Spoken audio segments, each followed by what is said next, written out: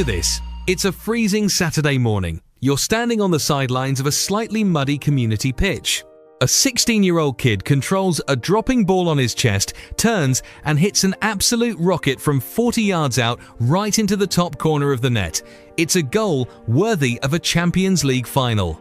But who actually saw it?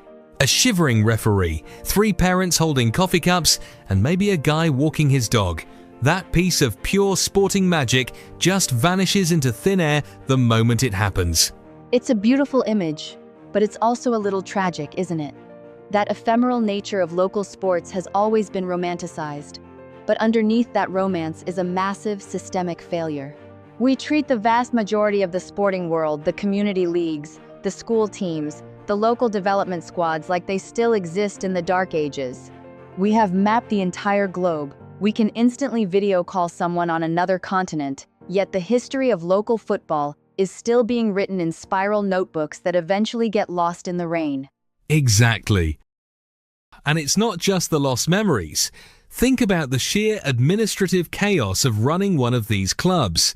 If you want to know what time the under-15s are playing, you're usually scrolling through a chaotic WhatsApp group filled with thumbs-up emojis and confused parents. If a coach wants to review match footage, they're begging a parent to send over a shaky, pixelated video shot on a smartphone. It is a logistical nightmare.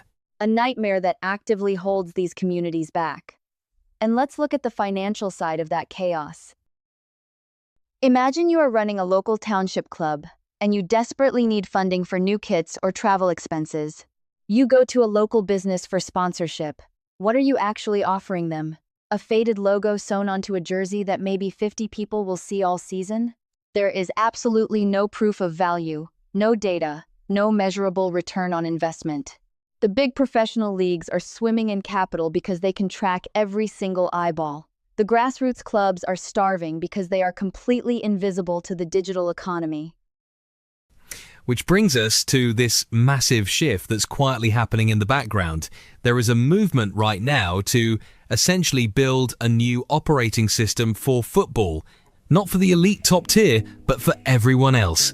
I've been looking into this platform concept, specifically the architecture behind systems like Soccer Pro from Superview, and it's fascinating what they created. They are essentially trying to hand out enterprise-level broadcasting and management tools to the weekend warriors. But here is my immediate skepticism. How do you digitize a struggling school team without handing them a massive software bill they can't afford? You don't charge them for the foundation. That is the genius of the current disruption in this space. The model has flipped. Historically, if you wanted a professional web presence, you had to hire a developer, pay for hosting, and manage complex integrations. Now, the baseline is completely free. We are talking about instant, out-of-the-box, digital infrastructure. A community club signs up and instantly gets a branded digital home, a centralized hub for fixtures, player rosters, news, and even an e-commerce store to sell scarves or hats. What's more, you can take that Minisite and host it on your own school or club's domain, just with one click. Wait, so they can just embed a live stream straight to that hub without paying for servers? Precisely. The free platform natively allows you to simultaneously broadcast with 10 devices, whether it's mobile or cameras, using OBS, a free broadcast platform. You just plug in a feed from your mobile or camera, and your media platform is visible with free live streaming. Suddenly, that local club or school has its own dedicated broadcast channel. Fans have a unified live chat to banter during the game. Parents always know the schedule, and the club starts building a real digital footprint. It completely eliminates the friction of basic club management. You aren't just organizing a team anymore, you are cultivating an audience. It's like handing every local neighborhood their own mini sports network overnight. But I have to ask, if the core tools are free, where does this actually lead? A nice website is great for morale, but it doesn't pay the referee fees or buy new training equipment. At what point does this transition from a neat organizational tool into actual sustainability? That is where the conversation gets incredibly interesting, and frankly, a bit profound. The free foundation is in its own right should be a paid platform. The next evolution, the professional tier of this ecosystem. is about turning a local passion project into a self-sustaining digital sports business. Once a club has an audience, they can upgrade their infrastructure to broadcast grade levels. We aren't talking about a smartphone on a tripod anymore. We are talking about multi-camera setups, high-definition streaming across multiple platforms simultaneously, and a dedicated video library stored on a global network. Okay, but realistically, who is paying to watch a high school or amateur league game online? I mean, are we overestimating the demand here? I don't think we are. Think about the fragmented nature of modern families. You have grandparents living in different states, alumni who moved overseas, local talent scouts who can't physically attend every match. When you introduce pay-per-view capabilities or digital season tickets for a local team, you are monetizing a highly loyal, highly emotionally invested niche audience, and it goes far beyond ticket sales. Remember that local business sponsor we talked about earlier? Right, the one getting a raw deal with the faded jersey logo. Exactly. Now, picture going back to that same business, but this time, you aren't offering a patch of fabric. You are offering a branded digital overlay on a high-definition live stream. You can give them exact metrics: how many people saw their logo, how many clicked through the fan loyalty app, how their campaign actually performed during the halftime show. You have suddenly transformed a charitable donation into a highly competitive advertising asset. That is a staggering paradigm shift. You are taking the exact monetization playbook of a billion-dollar franchise and scaling it down to fit a community pitch. But let me play devil's advocate for a second. Is there a danger here? If we start slapping pay-per-views, sponsor overlays, and financial dashboards onto community sports, do we risk losing the soul of the game? Does the pure joy of a Sunday kickabout get crushed by the pressure of being a digital revenue engine? That is a very fair philosophical question. But I would argue the exact opposite. The soul of the game is already under threat because clubs are literally folding due to lack of funds. Pitches are being sold off to developers. Youth programs are being cut. Bringing commercial viability to grassroots sports doesn't destroy the community, it protects it. It gives them armor. When a local team can generate its own revenue, they don't have to beg local councils for survival. They become financially independent institutions. Plus, think about the psychological impact on the players. You mean feeling like they are part of something bigger? Absolutely. Imagine being a teenager in a marginalized neighborhood, and you see your weekend match being broadcast with professional scoreboards, replays, and commentators. It validates your effort.